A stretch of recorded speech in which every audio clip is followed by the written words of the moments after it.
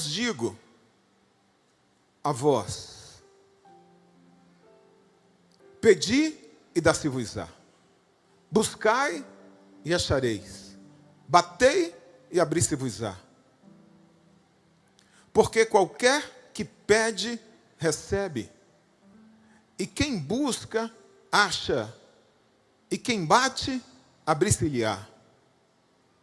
E qual pai dentre vós, que se o filho lhe pedir pão, lhe dará uma pedra?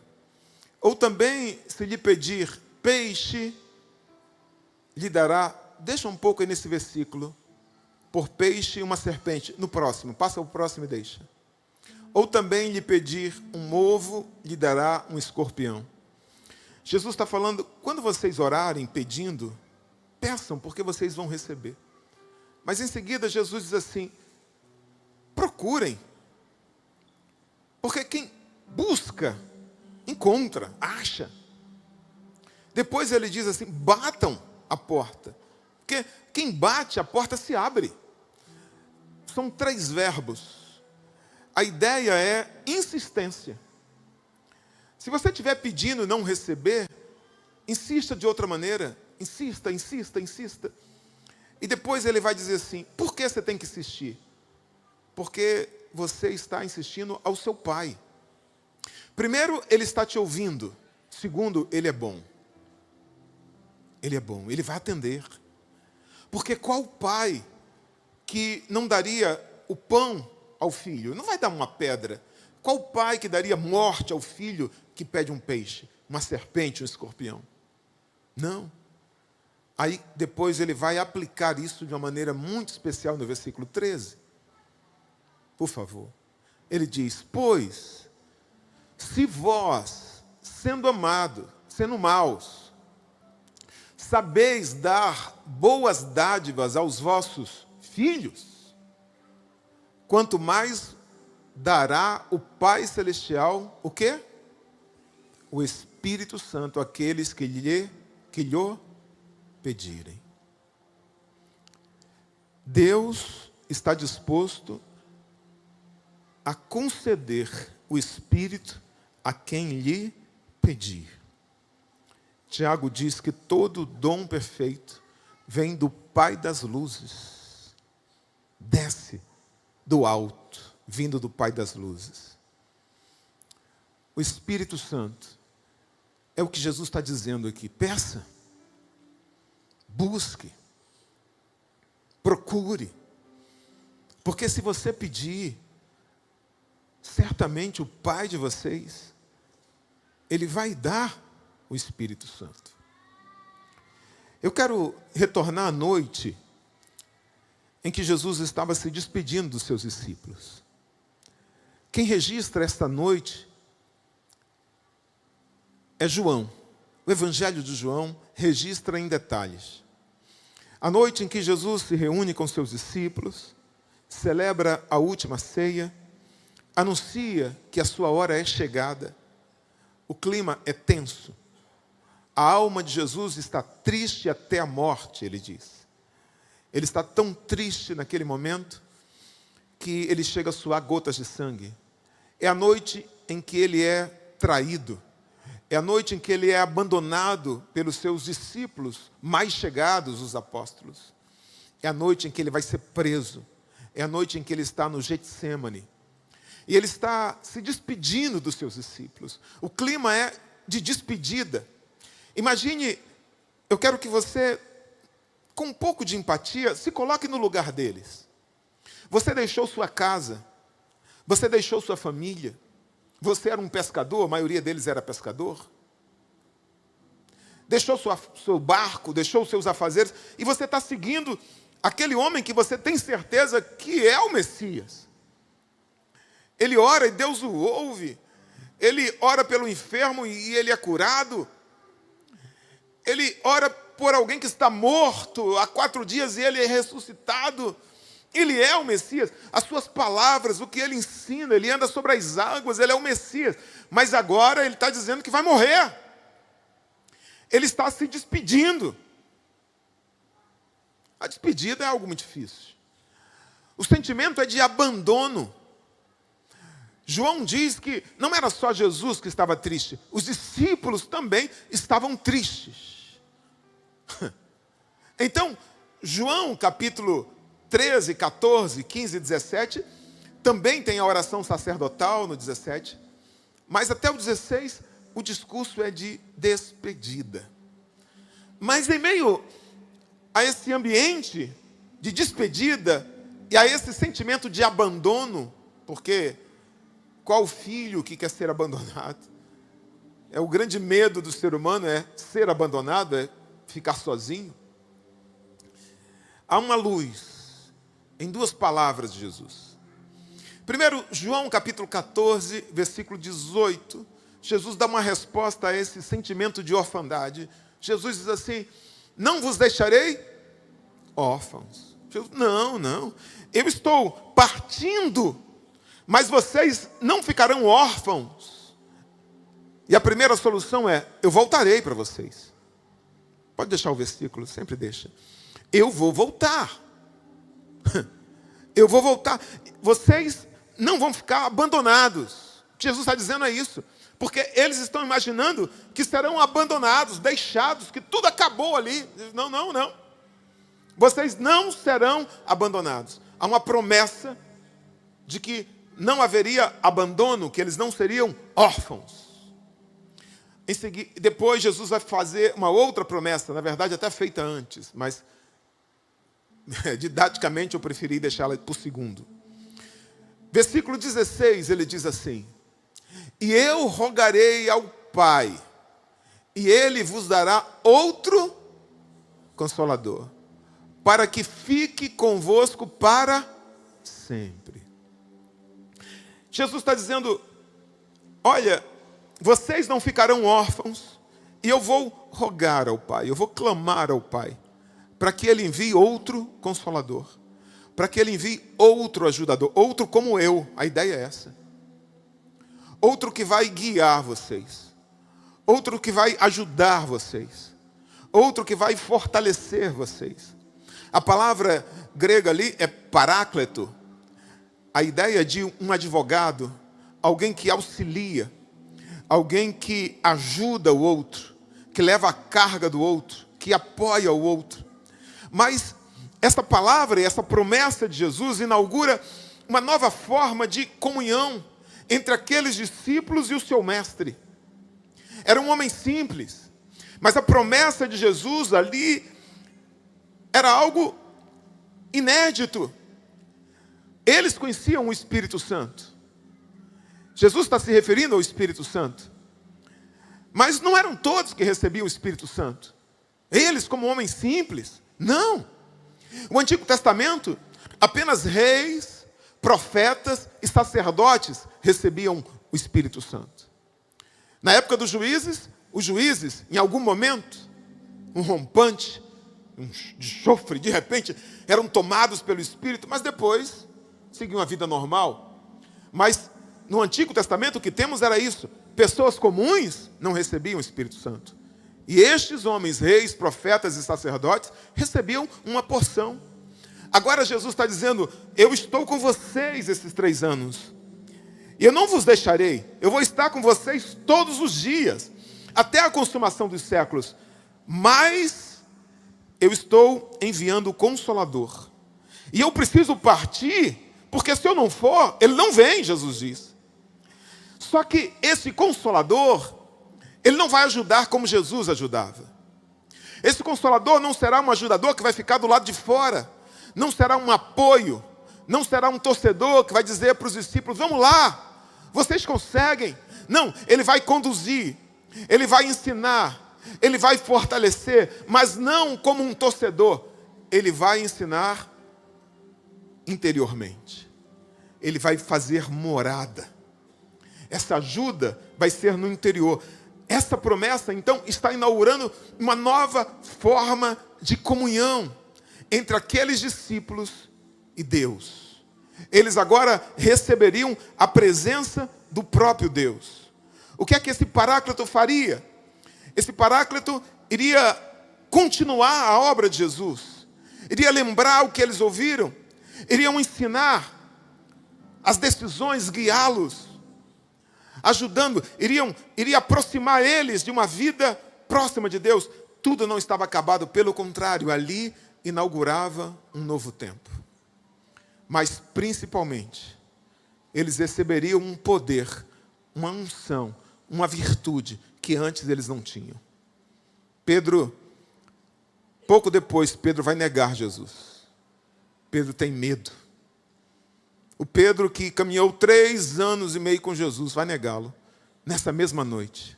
Mas quando esse ajudador enche Pedro do Espírito Santo, Pedro testifica, 3.000 pessoas aceitam Jesus, 5.000 pessoas Jesus. Em um dia, em um momento, o Espírito Santo fez o que Jesus em 3 anos não fez, porque encheu Pedro, era um outro homem. Esse Espírito Santo vinha para encher os discípulos e aproximá-los de Deus, do propósito. Aproximá-los de quê, pastor? Da vontade de Deus, de uma vida de oração. Escute, sem a ajuda do Espírito Santo, ninguém consegue ter uma vida com Deus. É o Espírito Santo que nos faz crer. Por quê, pastor? Porque estávamos mortos. Morto não crê, morto não adora. Paulo diz isso, nós estávamos mortos em nossos delitos e pecados. Como é que eu passei a crer, pastor? Porque o Espírito de vida acendeu a centelha da fé em você. Porque o Espírito Santo convenceu você do pecado, da justiça e do juízo. Alguém pode ter pregado, mas foi o Espírito Santo que falou com você. A fé vem pelo ouvir, e o ouvir pela palavra. Quando a palavra é pregada, quando a palavra é anunciada, por causa da palavra, há um outro ouvir. O ouvir pela palavra. O ouvir de quem? O ouvir da voz do Espírito. Quando eu estou pregando, você está escutando a minha voz, mas por causa da palavra, você ouve uma outra voz. Mesmo que estivesse alguém aqui usando libras, não estaria escutando a minha voz, mas haveria um outro ouvir por causa da palavra, o ouvir da voz do Espírito. É o Espírito que fala ao coração. É o Espírito quem convence. E é Ele quem nos leva para Deus. Por que eu oro, pastor? Porque a oração é algo que nasce em Deus.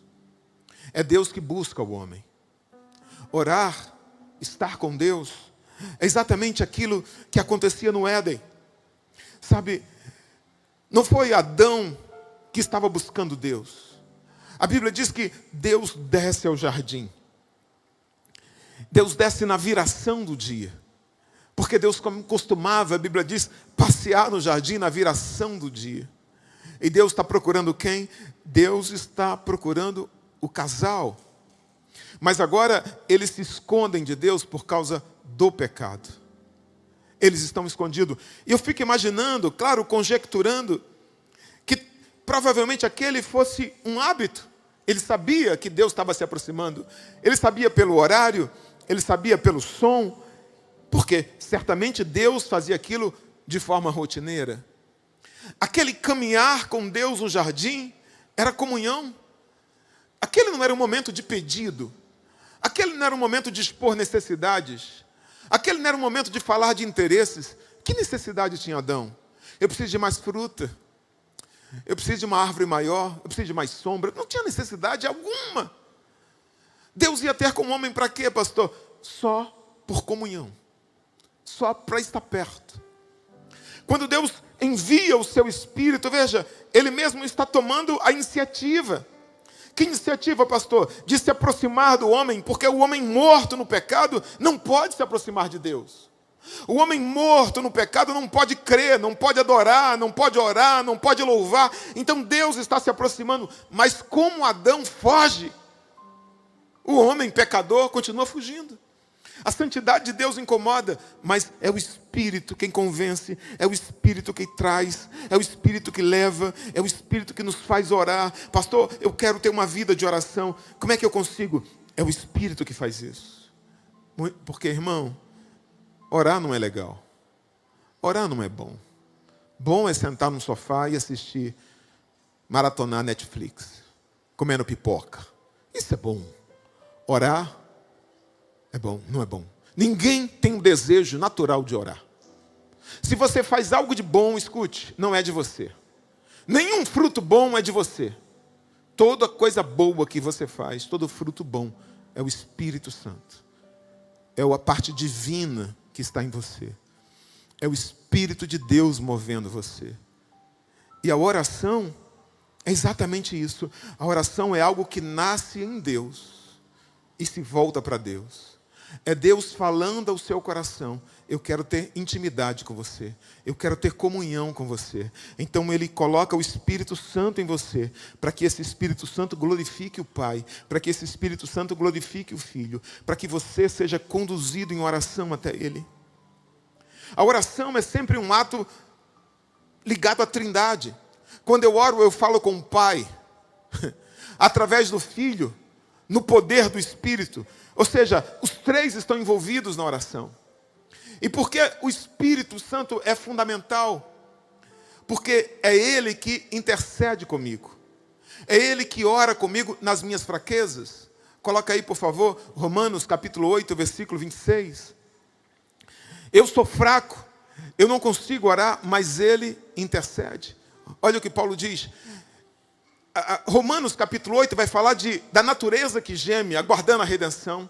Das pessoas que gemem, aguardando a redenção, estão gemendo, aguardando a manifestação dos filhos de Deus. Mas aí Paulo vai falar do Espírito Santo que também geme. Aí ele diz: da mesma maneira, também o Espírito ajuda as nossas fraquezas. Por quê? Porque eu não quero orar. Porque eu não quero. A minha carne não quer. A minha carne não deseja isso. A minha carne quer conforto. A minha carne quer prazer. A minha carne não quer as coisas espirituais. A minha carne quer as coisas do mundo. A minha carne quer as coisas da terra. Mas o meu espírito anseia pelas coisas do céu.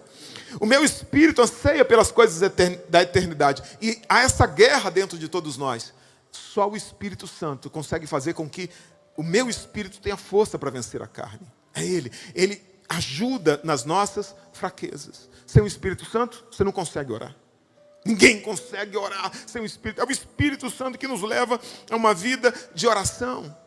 Ele ajuda nas nossas fraquezas, porque não sabemos orar porque não sabemos o que havemos de pedir como convém. Ele ajuda me fazendo orar. E Ele me ajuda a pedir da forma certa. Porque quando eu oro sem o Espírito, a minha oração será egoísta. A minha oração será uma oração focada nos meus interesses. É o que diz Tiago: vocês pedem e vocês não recebem, porque vocês pedem mal, vocês pedem para o próprio interesse. A oração sem o Espírito é uma oração interesseira. É uma oração focada no meu interesse, no que eu quero. É o Espírito Santo que me leva a orar da maneira que agrada a Deus. Por quê? Porque Ele conhece Deus, Ele é Deus, Deus sabe as intenções do Espírito, e o Espírito é o próprio Deus. Então Ele me leva a orar da maneira certa, Ele me permite orar, e Ele me leva a orar da maneira certa, como convém.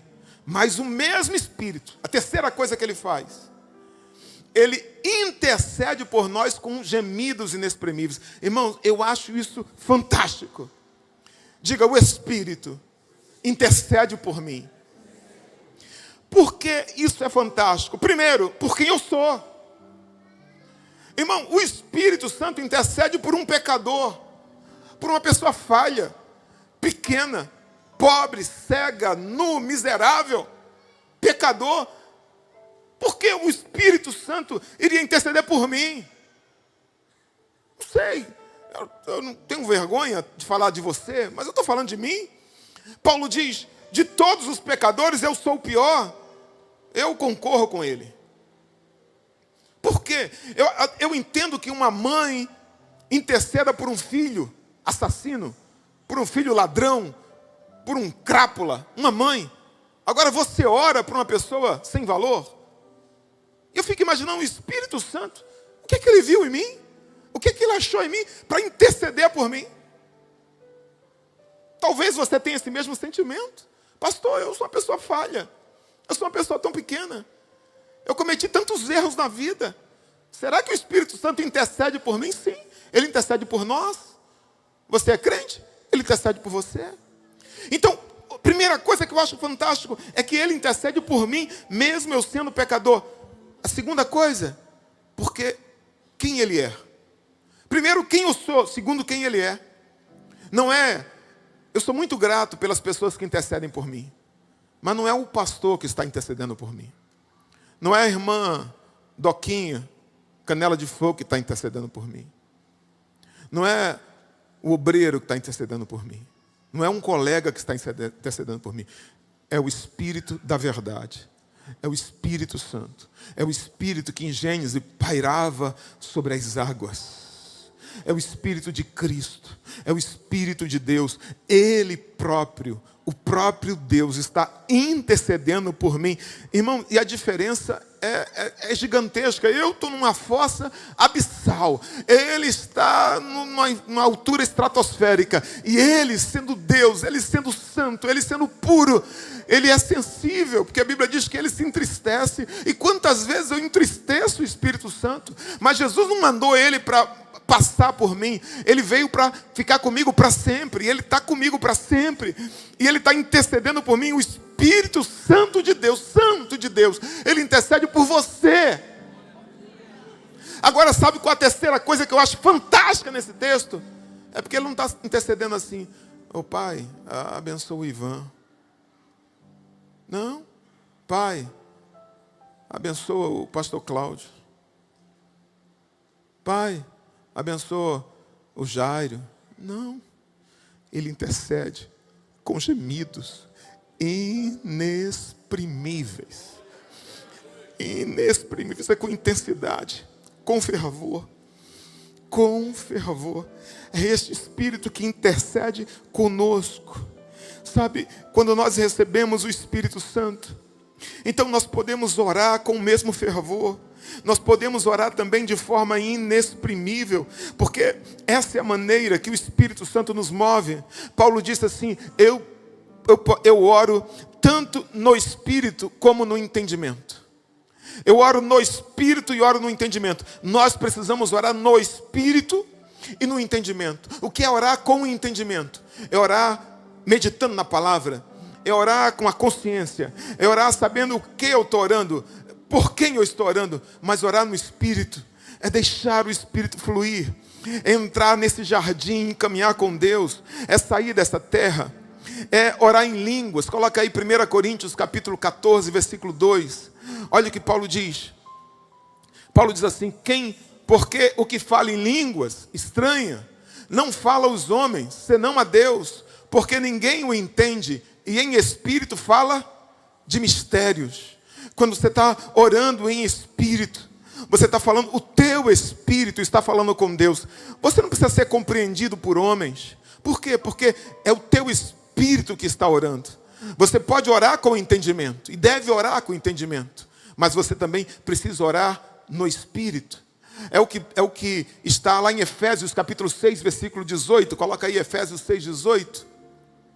Paulo diz isso: é esse Espírito que nos leva a orar com perseverança. Ele diz assim: orando em todo tempo, com toda oração e súplica, no Espírito. É o Espírito que nos faz orar com súplica, é o Espírito que nos faz orar com fervor, e vigiando nisto com toda perseverança. Por que eu não desisto de orar? Por que eu continuo orando? É porque eu estou orando no Espírito, eu estou clamando no Espírito. O Espírito com E maiúsculo.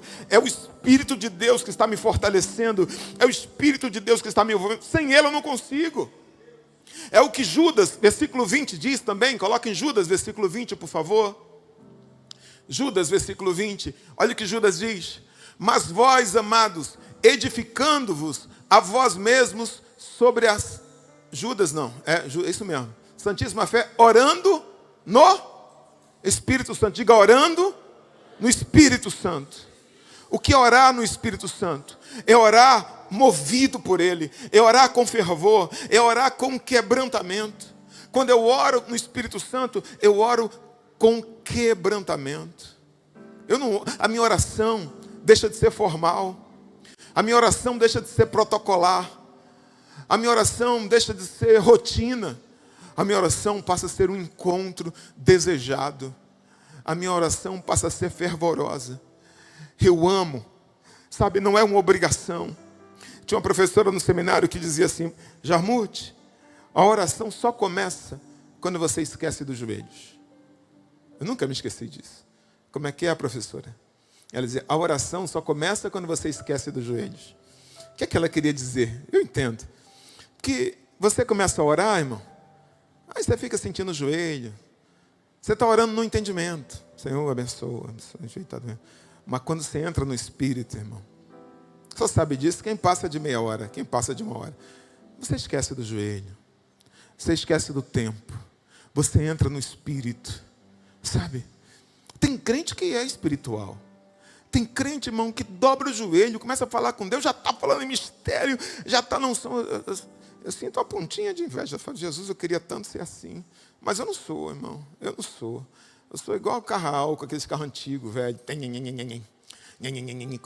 Jesus, eu fico pensando o que é que eu tenho que fazer amanhã. Começa a orar: Jesus, minha mente fica lutando. Eu estou orando, Jesus, espera aí, meu Deus. Eu fico pensando: Jesus, eu não sei se é TDAH, não sei o que é. Mas eu fico orando, a mente é difícil de concentrar. Fica a mente vagabunda, fica tentando para lá, puxa para cá e fica para lá. Mas daqui a pouco pega, carro frio. Aí até que pega, aí pronto. Aí quando esquece do joelho, aí é que eu estou orando.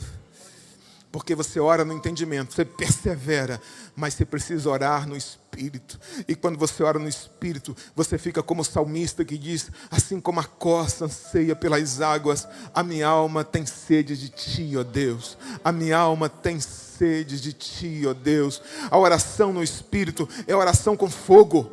É oração com fogo. A Bíblia diz que quando eles oravam no Espírito, veio sobre eles línguas repartidas como línguas de fogo. Línguas de fogo. Atos diz que quando eles estavam orando no templo, o templo se moveu, houve um tremor, houve tremor no templo, tremor. O que é isso, pastor? É quando eu estou orando no Espírito, a presença de Deus vem com peso, a glória de Deus vem com peso. Não é aquela oração formal: ó Deus, vós sabeis. Eu fico preocupado, como que estão pensando de mim? Eu fico preocupado, as irmãs preocupadas com a maquiagem. Irmão, quando o Espírito Santo toma conta de você, não importa quem está ao lado, não importa quem está te vendo, a tua oração, ela tem fogo, ela tem fervor, e a presença de Deus vem com peso. Que a Bíblia diz que quando o templo foi inaugurado, a presença de Deus, a glória de Deus veio com peso, que os sacerdotes não conseguiam ficar de pé, porque quando a presença de Deus vem com peso, o lugar treme, o lugar estremece. A presença de Deus é perceptível. Irmãos, a gente tem vivido uma religiosidade, a gente tem orado muito com entendimento, mas eu tenho pedido o Espírito Santo. A promessa hoje é que o Espírito não virá sobre apenas alguns crentes especiais. A presença de Deus agora é sobre servos, sobre servas. Eu derramarei do meu Espírito sobre toda a carne. Os vossos filhos, as vossas filhas profetizarão, os vossos velhos terão sonhos, os vossos jovens terão visões. Espírito Santo, vem. Meu irmão, mas escute uma coisa. O Pai dará o Espírito àqueles que lhe pedirem. Eu preciso pedir, eu preciso desejar. É algo que eu preciso querer. Tem que ser algo desejado por mim. Eu não vou receber o que eu não desejo. O quanto eu desejo, o quanto eu quero. A nossa geração, muitos crentes pensam que pecar, irmãos, é apenas roubar, mentir, cometer adultério. Não. Pecar não é só fazer o mal. Quando Deus envia o seu Espírito, quando Deus nos vivifica, quando Deus nos toca com sua graça, com seu favor, quando Deus se coloca à disposição para nos ouvir, falar conosco, e nós desprezamos a presença dEle, nós pecamos.